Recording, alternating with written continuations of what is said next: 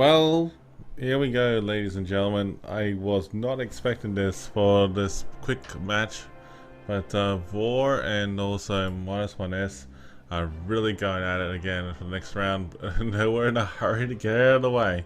So I think VOR and -1S have been really expecting this to go head to head. So anything can happen here, folks. So let's just see what happens. It's going to be an interesting match between both sides, and it's a good lineup for both sides, I have to admit, folks. VOR has actually gone off swinging with Montana Kremlin, 2 Napoles, Moskvas, Daring, Karbrosk, Karbrosk! Oh. Karbrosk! They brought it back! Yes! Karbrosk! Now, that's a good, Karbrosk is going to be a good ship to play, folks. I mean, like, the VOR has done this before. And funnily enough, it's the same player who did it. I mean, Yu Yang.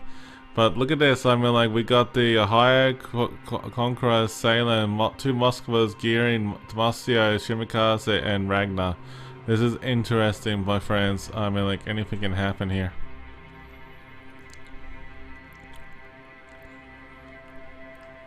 So, looks like, okay. This map being the trap. Anything can happen. So honestly, this is really an interesting battle for both sides and how you're depending to play it. So what I'm seeing at this stage, you can see that they're over in Charlie and also in Bravo, that there's a lot of battle intense going on here on both sides. And it looks like over at Alpha, I mean, like, anything can happen either way. And overall, I mean, like, I know that it is actually going to be an interesting match and moving forward here between both sides. So let's see what happens. -1S has actually come out swinging with a Gearing and Shimikaze and a Moskva going at full swing over towards A. Over Bravo, they got a Marcio. It's actually loosely going in towards Bravo and a higher behind it. Ragnar and also Salem are actually going to Charlie. VOR has decided to send to Karbrosk. Karbrosk is a fast ship and it actually can do quite well, but we'll see what happens here. Okay, anything can happen here. But wow, this is interesting.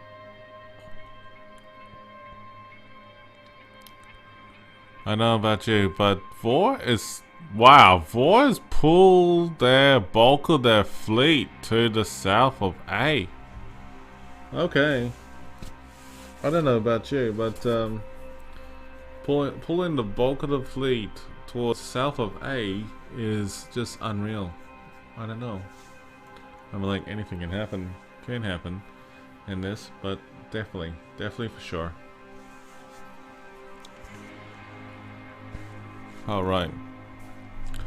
So, I wonder what's the gameplay here. The 2 Napoles are actually pulling aside here, and they're just hanging back and waiting for the right moment to strike.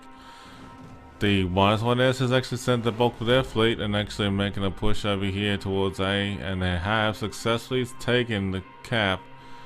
But what is VOR's gameplay? VOR is definitely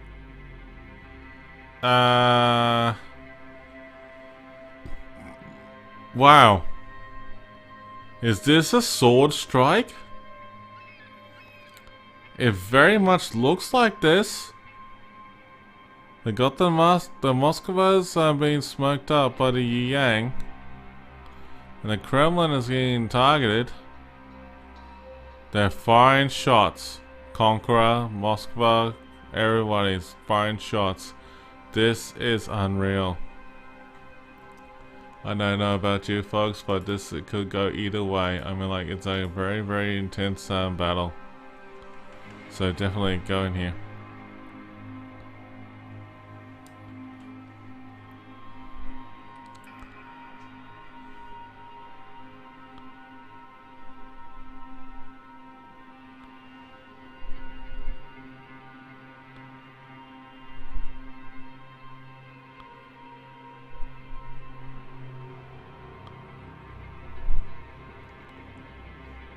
Alright, it's just kind of intense, man. I mean, like, I've never seen it like that before.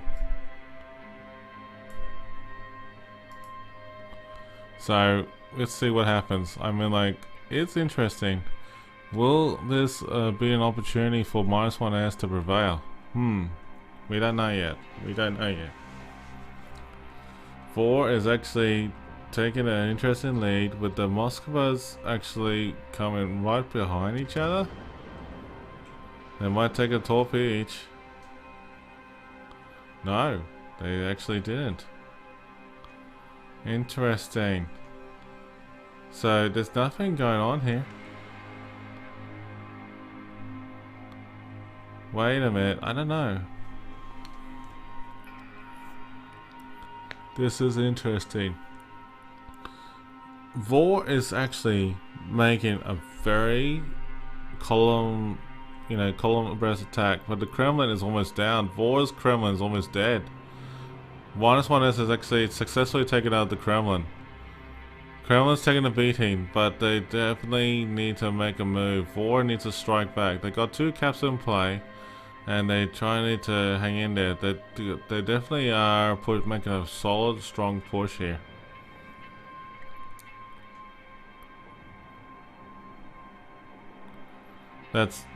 That's unreal. I can see it, what's going on here, and anything can happen will happen, folks. I mean, like, they're definitely pushing out hard. So, I mean, like, honestly, anything can happen either way. So, that's actually pretty cool. Going in towards the VOR Napoles. Wow, that's a lot of torps. 2 hits again on both Napoles, and both Napoles have taken a bulk hit right there. And it looks like they need to try and dodge those incoming torps, and they might on the first Napoli. Second Napoli just took a hit, and he might die soon. But this is unreal. VOR is actually getting focus fired on by -1S's solid defense, and basically they're really focusing fire and nailing it down. The Moskva is actually hugging the line in the water there, and I have to admit, what are they doing? They're skimming treading the waterline there, and actually taking shots and while they actually being covered by the gearing. The gearing is smoking. -1S is actually taking desperate moves to keep the Moskvas alive, and both the Moskvas are actually really healing up themselves and staying alive and taking the Napoli. The Napoli is actually getting taken out. The Conqueror is going to get a couple of torps on the side here.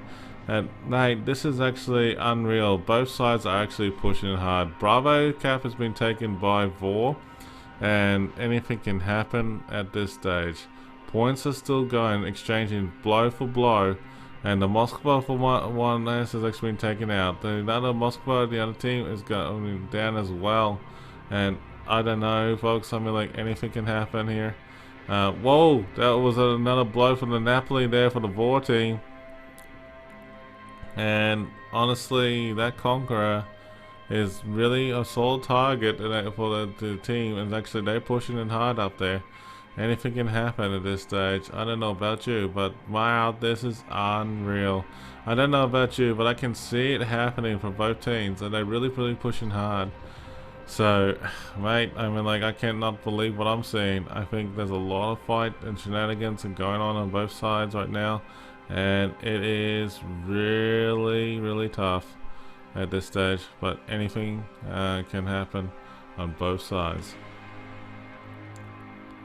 Damn, I mean, like, I've never seen like this before in ages, but this is actually pretty damn cool.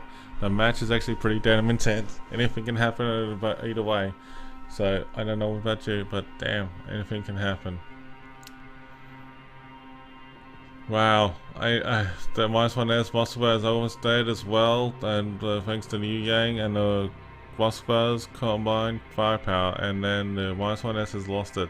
-1S did at the beginning had a good, like a solid, stance against the VOR's Kremlin, and they taken it out to begin with, but they actually lost it at the wrong moment. So anything can happen now. So oh well, let's see what's gonna happen here. VOR is actually making a stance over here by pushing themselves very hard into this next battle. They actually really doing it with everything they got. -1S is actually going in as well with punching, swinging, no matter how hard they get hit. They sent the Ohio, the Ragnar, and the Marcio Salem into B to really push hard, and it looks like they got an opportunity to flank VOR on the B side. Looks like the Montana is actually getting hammered at this stage. So the VOR Montana is actually getting belted with AP and HE shells on all the ships that are nearby. The Daring is actually getting hit by the Salem. So anything can happen on both sides. Wow, this is impressive. -1S is actually hanging by a thread, and they're actually trying to keep themselves in play, but they lost the gearing now. So anything can happen. B cap has been retaken by -1S. VOR is actually making a stance here, so anything can happen between two teams. And honestly, that is an unreal battle right there between both teams. So yeah, I mean, like that was just like unreal.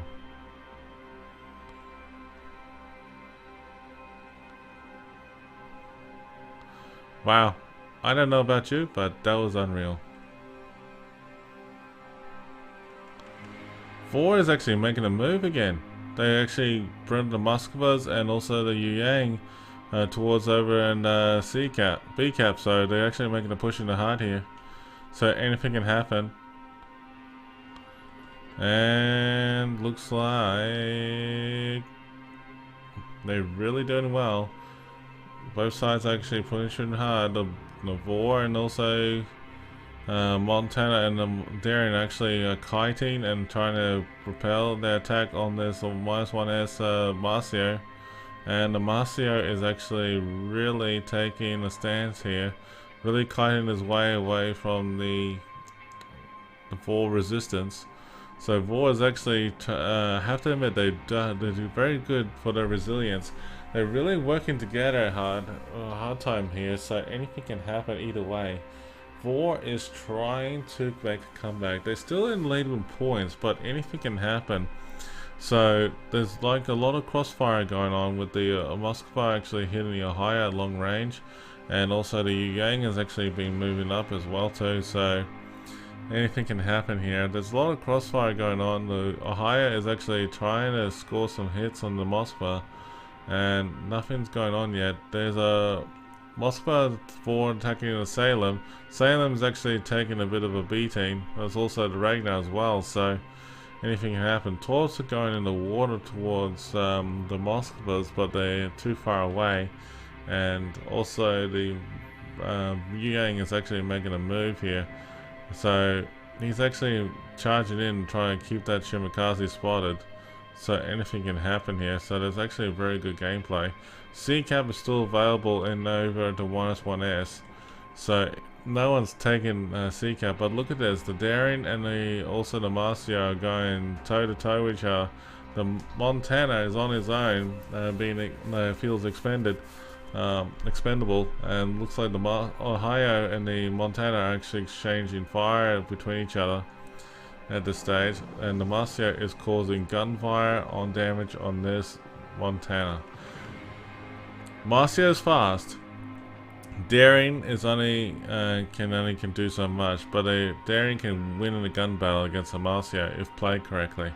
And so far, the Montana is actually making a move to go back and charge towards the Ohio. Can they do it? Is the question. VOR needs to ram either ram or take out the Ohio if they want to stay in play. And looks like anything can happen in either way. So we'll see. We'll definitely can see that. I mean, like in the near future. I don't know about you. I mean, like it's actually pretty intense to see how things are going. But you know what? Anything can happen. But hey, it's a very good opportunity, folks. Very good opportunity.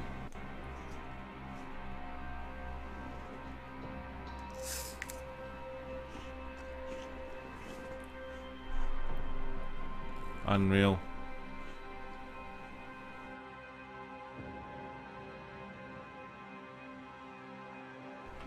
Okay. Let's see what happens next.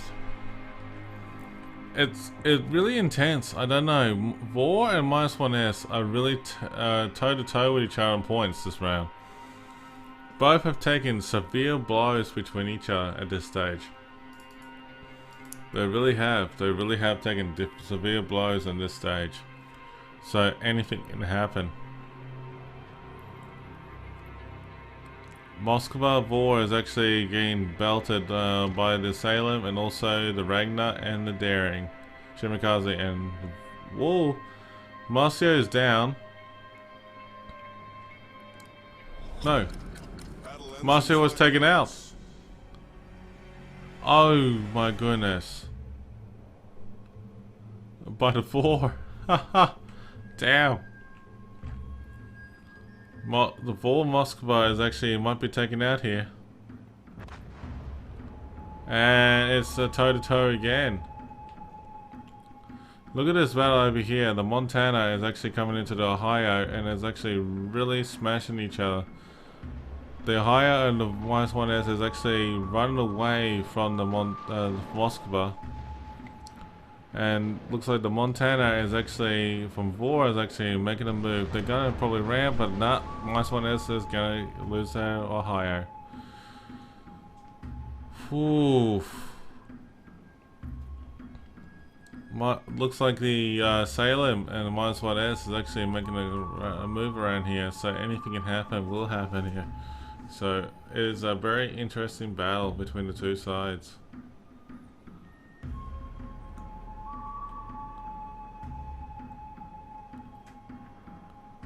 Unreal. This could happen either way, folks. I don't know about you, but this is actually pretty intense. But looks like VOR is trying to hang in there. They still got points in the lead. And oof, the Montana might die from this. He might die. The Montana is killed by the Shimikaze, and the Ragnar is holding by a thread. Shimikaze is holding by a thread. Both teams are still close, and -1S is closely in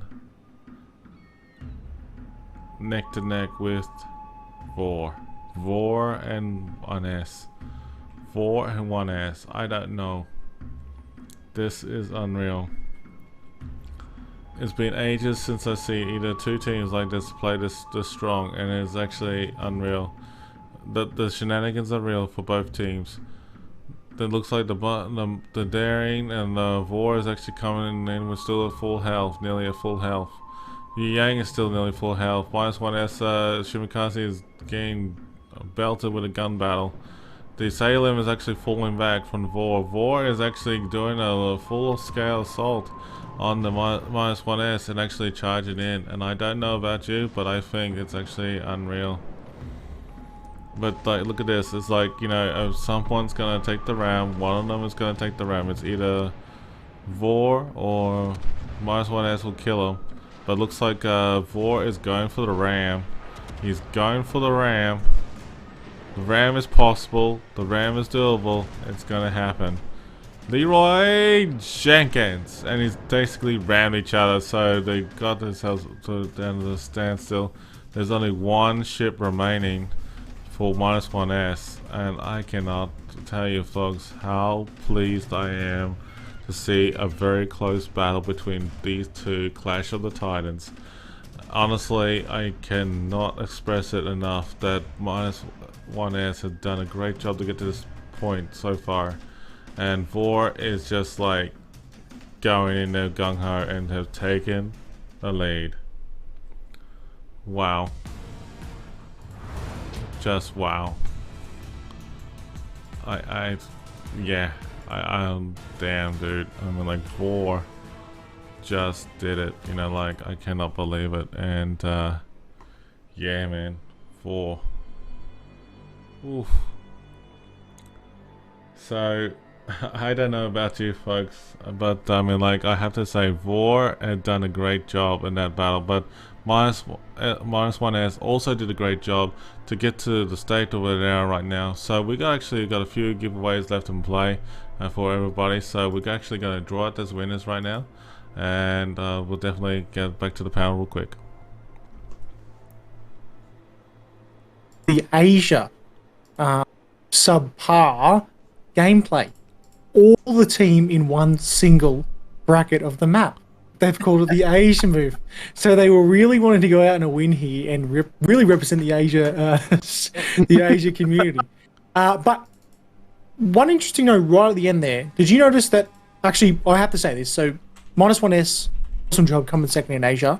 I also have to say props to the last ship there. He actually gave his position away. I don't know if you guys saw that. I don't know what you guys were watching. I was kind of moving around myself. He shot randomly knowing that it was inside a detectability range and he wasn't inside a smoke, and kind of tried to get it, like maybe something at the end there, but I actually think it was like in my mind, that was like a bravo kind of moment, like a congratulations, you guys won. There's no way I can come back here, crewing 4 points, and you're going to be able to rotate in. Yeah, I think it was also... No, I'm not going to waste anyone's time. Like, I'm not going to waste any more time. Like, the game's clearly won for you guys. Yeah, correct.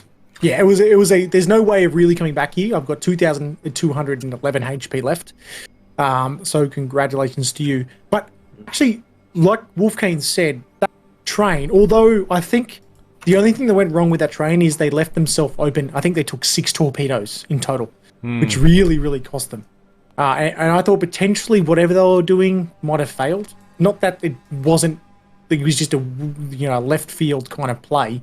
I think that they took too many torpedoes. Like literally, my stream showed almost like in perfect unison, battleship followed by the double Mossad push, like literally front to us. Yep. Something like it was like human centipede, mate. But what do you call it? Shipipede? I don't know what you call it. But... Yeah, I like that.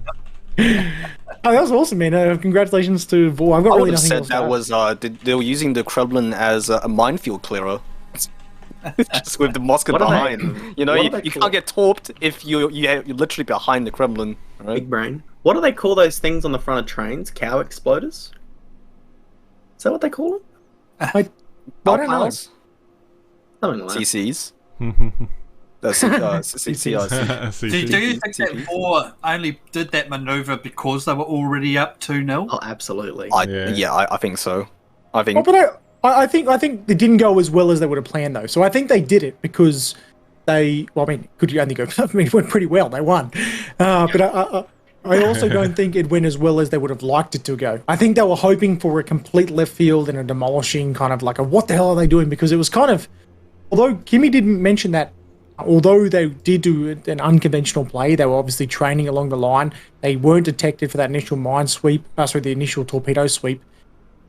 The only thing that went against them was it just so happened to be that -1S actually had a similar stack on that side of the map, and they pushed into the cap relatively fast, and they had some torpedoes coming down range. So, if they had their way again, they wouldn't have done that way. They probably would have gone the opposite side of the map with the same kind of sweep all the way around.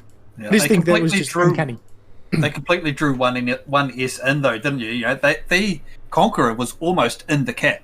Yeah. That's how much they pulled them in by doing that move. It was brilliant. One thing I do want to talk about is how that Kremlin somehow held on to 212 HP for I think I think it was about a minute 12. Yeah. 12 shots on deck. Yeah. That's what he got until he was finally Marceau there at the end, not Marceau, Montana. Montana, Montana there with the Halloween camo. Yes. I was lucky, man. Well, it didn't really afford him too much other than being able to draw out the opposing Ragnar. I think that also opened up fire as well, which then in turn forced the Ragnar to push in back out. It was pretty awesome. I think Porke said it too. I'd love to see the potential damage that Montana took. Oh, 100%. At least 4 million. He went below 20,000 multiple times. Yeah. Really, but that's just the Montana's enhanced heal, right? It's not the Conqueror super heal, but Montana has a lot better armor than Conqueror, so it's actually a lot more effective HP than the people give it credit for. Yeah, yep. Well, look, I kind of say there's a comment in my chat right now saying #trolled and won. I don't think that's a full trolling, so to speak. But no, it was a cohesive strategy, definitely. Yeah, I honestly think it was a legitimate strategy. I think it was just very optimistic in a way to be able to execute it. I think they just they got relatively lucky there on those torps at the start. They were able to hold on a little bit better. Yeah, they were definitely playing very fast and loose and not really caring about whether it was going to be... Because if there's a high stake, typically speaking, you want to play a bit more cautiously. You want to be able to be able to react in case your plan A goes wrong, right? VOR didn't have a plan B for this. I don't think. No. I think we can all agree. If their plan didn't work out for this, they were just gonna it was a one-punch thing. It was a one-punch maneuver, and it needed to work. In competitive Magic the Gathering, there's a term called Magical Christmas Land, where everything lines up just perfectly and you can win. Yeah, exactly. And if everything doesn't line up just perfectly, then you lose. And did you know I'm actually the father of Magic Christmas Land? Really? Oh, you look like it. They call me Father Christmas. I agree. Oh, really? Your hair's not quite white enough. It's quite grey, I'm not going to lie. I mean, when I first met you, it was colourful, brown. COVID hasn't really done you a whole... Just knowing you, it's stress, it's just stress. I don't know what you're talking about. Looks very white and long on my screen. It's got a pointy hat as well. Shep, can you stop beeping, please? Yeah. Sorry, I that's my code timer. I apologize. He's got to take the hormone pills. Oh, no, don't get started again. I actually do think that a mistake from -1S was, you notice how the 3 ships all pushed into the side of the perimeter? They pretty much held themselves there. They pretty much gave themselves no option but to be farmed down, especially when that smoke train then happened from the double Napoli coming from the right-hand side there. Basically forced them into there and gave them no option to move. Yeah, I wouldn't say that was a whitewash. It still come down to the wire. It literally come down to 3 versus 2 ships, or 3 versus 3. They were able to take off 2 picks. So with that said, that means that VOR are now the Asia KOTS XIII winners, meaning they will be seeded in the first place into the international finals, which will take place on the 7th. And the other 2 teams that will move forward at this point in time, unless there's any contention that happens, which has happened before, be -1S in the 2nd place, and then Solo moving forward in the 3rd place position. So 3 teams in each region, so CIS, Asia, NA, and EU, making in total 12 teams, with the first 8 teams taking a prize. The prize for 5 to 8 is $2,500. But VOR taking on some sweet shirts. They are. They are. Well, I wonder what they're going to go for on eBay. Do they actually have much room to I'll buy one.